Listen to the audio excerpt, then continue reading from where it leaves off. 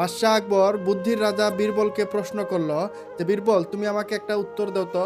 তখন বীরবল বলল, জি মহারাজ বলুন। তখন মহারাজ বলল, তুমি এমন একটা কথা বলো যেটা আমি দুঃখের সময় সুখ পাই এবং সুখের সময় দুঃখ পাই। কথা কিন্তু একটাই হতে হবে। কথা একটাই হতে হবে, কিন্তু সেই কথা দিয়ে আমি দুঃখের সময় সুখ পাবো এবং সুখের সময় দুঃখ পাবো। বীরবল কিছু সময় চিন্তা করার পরে উত্তর দিল, টিকবে না। তখন মহারাজ বলল, যেটা বুঝলাম না। তখন মহারাজকে বুঝিয়ে বীরবল বলতেছে, ধরুন মহারাজ, আপনার বিপদ চলতেছে, তখন আপনি চিন্তা করবেন যে এটা বেশি সময় টিকবে না। তখন এই বিপদের সময় আপনি সুখ অনুভব করবেন। আর যখন আপনি সুখে থাকবেন, তখনও আপনি চিন্তা করবেন যে এটাও বেশি সময় টিকবে না। তখন আপনি দুঃখ অনুভব করবেন, কারণ বেশি সময় টিকবে না।